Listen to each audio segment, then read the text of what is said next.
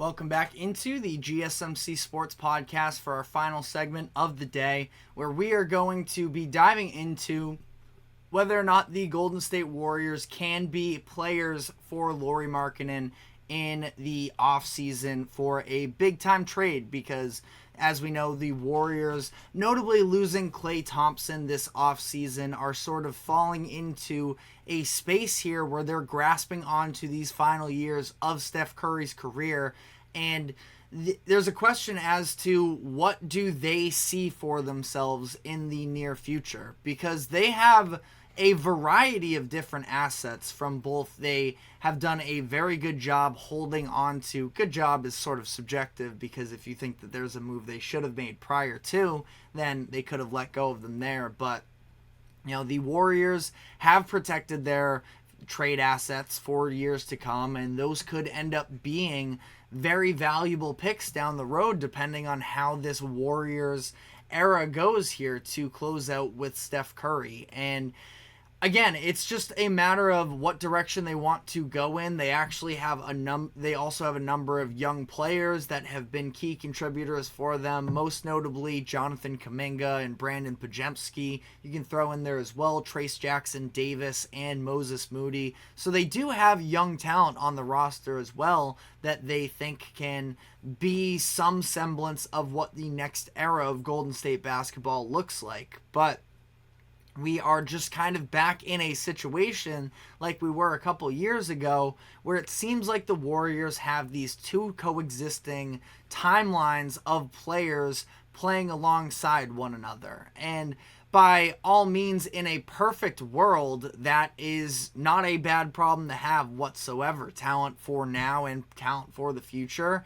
But it's different when you look at the situation of Steph Curry, who is this legacy player, one of the greatest players of all time, probably the greatest Warrior of all time. I don't think that that's really a contested idea. I'm not sure who else you would throw in there. Maybe you want to go Wilt, maybe pure peak Kevin Durant, but I think that Steph Curry has to be, the statue guy for the Warriors, and I'm sure Draymond and Klay are going to be included in any future statues as well. But Curry is Mr. Warrior, I feel like, for the most part, and I think that the Warriors do have a duty to some degree right now to surround him with a championship contending roster.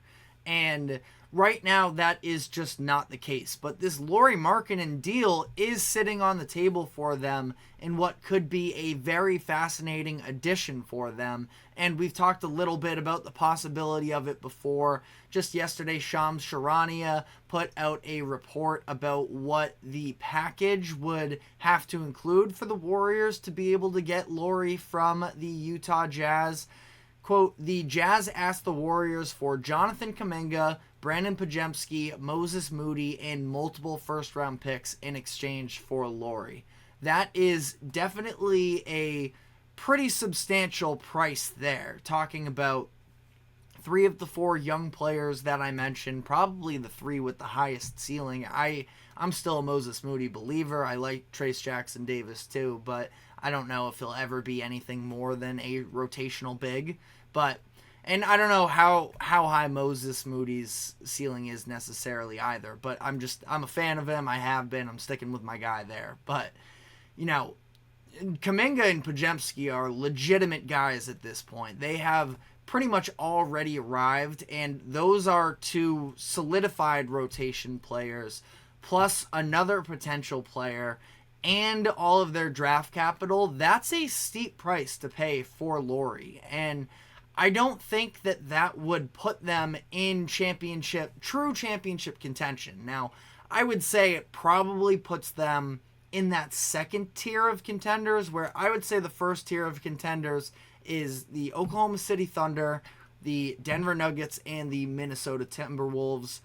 Dallas Mavericks are sort of, they're maybe in tier 1, maybe in tier 2. I haven't fully decided yet necessarily, but the Warriors would be on the same level as maybe some of these other teams, the Grizzlies, the Lakers, you want to go the Suns, the Pelicans, all teams that There's a very clear amount of talent, some solid coaching there as well, but definitely a flawed roster. And at that point, with the Warriors, one of the biggest things that I worry about with them is not having a true big, which it's always different, because I have this, internal debate with myself in terms of how to put together this Warriors roster, that I think they could really use a big, but with Draymond Green at the 4 and his inability to shoot. Now, I do actually think that he shot a career high on three-pointers last season. I can double check that. It was on a very small sample size for sure. So, take with that what you will. But when you look at Draymond's three-point shooting, last year he shot 39.5% from three, which is pretty substantially his best ever percentage, best since 2015-16 as well. Now again, 2.3 attempts per game, so really not all that significant there. That's definitely a shot that other teams are going to be willing to live with, is a Draymond Green 3. But I mentioned the Draymond spacing just because of the fact that I think it does sort of limit what type of big options they could go for. That's why Brook Lopez has been a name that I've been interested in for the Warriors, somebody who can protect the rim and can also space out the floor a little bit if Draymond is going to play a little bit more under the basket, or how Draymond plays his offense, where he's always sort of running around that free throw line area to do the two-man game with Steph, very active off-ball screener as well. So that's something that I could get into. Lauri has some size to, at least, and Lauri's a good defender. Now, the fact that he is, when you look at his official measurement here in terms of height, he's listed as a 7-footer on Basketball Reference right now. And he doesn't play that way, and I never think that he's going to be a player that can man up against a Draymond Green, or against a Nikola Jokic, I should say, or an Anthony Davis and shut them down. But we saw this past year with the Minnesota Timberwolves and their strategy to shutting down Jokic to whatever degree they could was putting Karl Anthony Towns, an inferior defender, maybe not somebody who traditionally matches up as your prototypical 5 center, and having another 7-footer in Rudy Gobert roam around the paint and cut off the baseline. I wonder if the Warriors could try and solve that problem against some of the top bigs by having Draymond, who is a very physical defender, obviously never backs down from a challenge, even if it's, ends up hurting them. But having Draymond be the primary defender there and seeing if you can get away with Lauri being a little bit of that roamer role of just having size that can also be around the paint when you need it against these interior forces. I don't know. I'm just sort of spitballing here on the fly of how the Warriors could potentially, solve that problem if this were the deal that they ultimately were to make. But I mean, it's, again, the price you look at is a lot to give up Podziemski and Jonathan Kuminga, but at the same time, I don't think that this would be a total missed opportunity for the Warriors. Again, it might not be the smartest business decision in a vacuum to sell off your entire future for this core that missed the playoffs last year, but there is also a responsibility that you have to Steph Curry.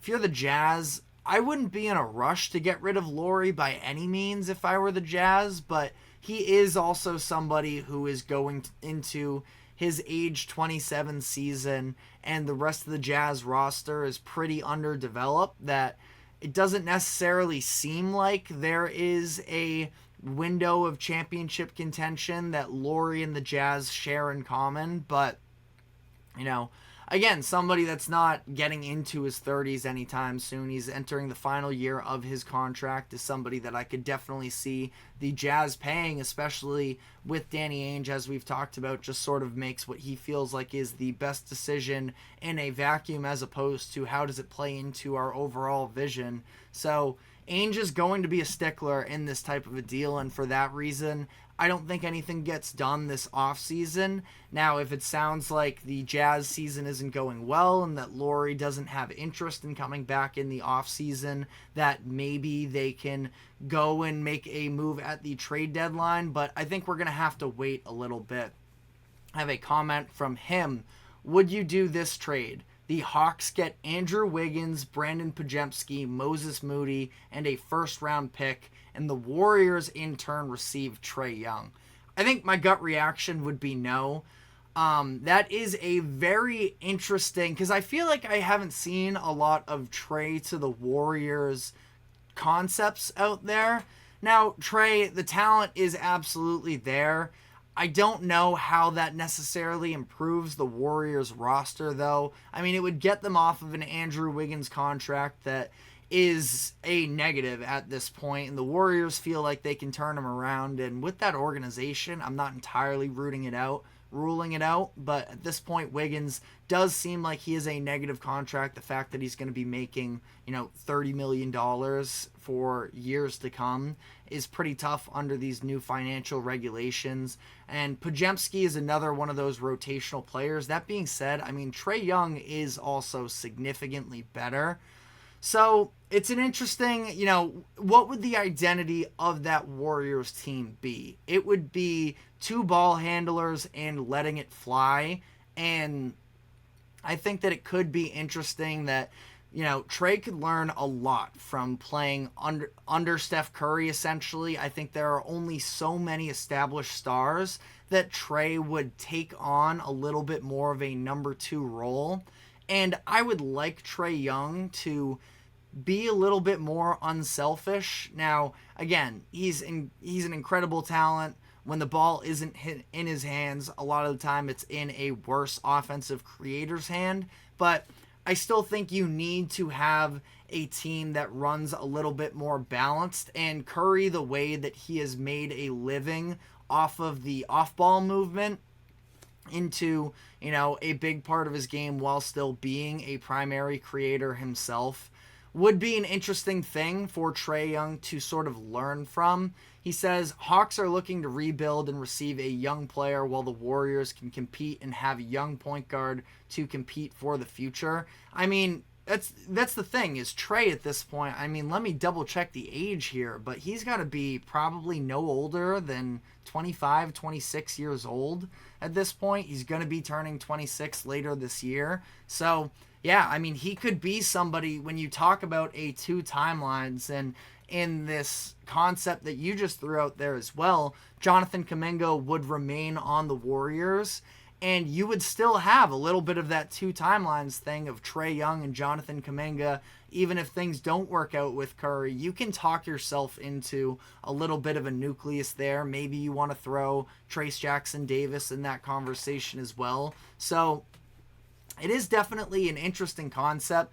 Again, I don't know if that's the move for the Warriors, because they would still have so many holes. Guard is really the only true strength they have. Now, they have a number of bodies on the wing that are impressive, but you're giving up a few of them in this deal. You still don't really have a true center either. Now, you could go small ball with Draymond, but again, sort of leads you into that dilemma that I was just discussing earlier as to how are you going to guard Nikola Jokic and Aaron Gordon in the playoffs. So if I'm the Warriors, I'm probably saying no here.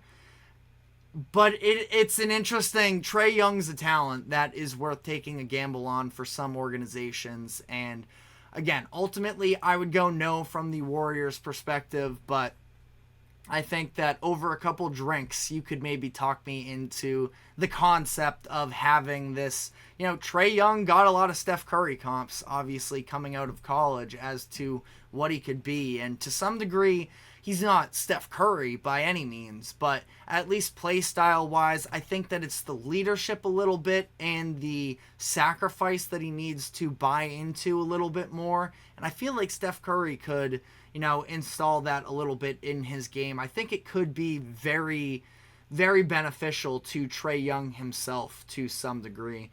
But we do have to get out of here. The baseball podcast is starting in 5 minutes. But the very last thing I will say is we do have a little bit of breaking news where maybe a little bit smaller stakes, but Gary Trent Jr. has just agreed to a 1-year deal with the Milwaukee Bucks.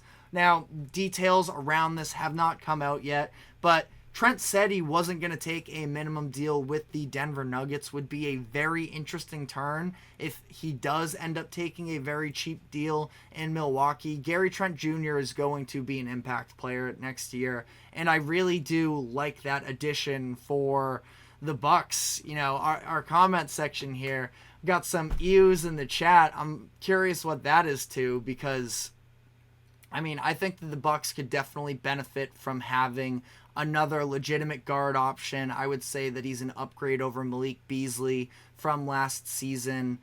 And this is actually going to be the second time that the Bucks, that Gary Trent Jr. and Damian Lillard have played together, were previously teammates in Portland. So the comment here from him, they should have gotten Russ for a two-way player. I mean, Trent definitely does leave some to be desired on the defensive side of the floor, which is already a concern with the Bucks. So I do understand the concern there, but at the same time, you know, Russ, I mean, he's a bench option. He can't be a starter for that team, I don't feel like. And I understand he gives you the energy, he gives you, you know, the defense, the minutes, all of that, but I would not trust him in that offensive system.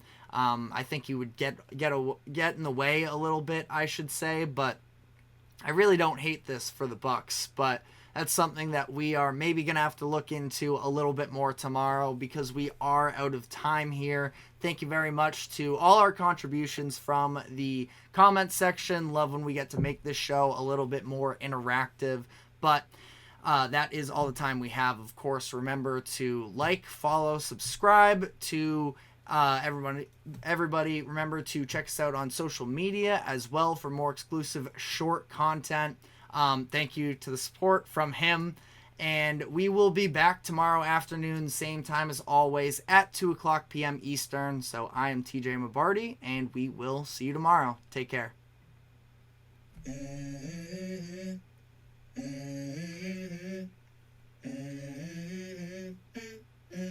Let's go. I wake up to a little bit of drool on my pillow, feel like it's gonna be a bad day. Yeah, I'm tired of shit, and the coffee ain't hit yet. Damn, ain't that great. I don't wanna go.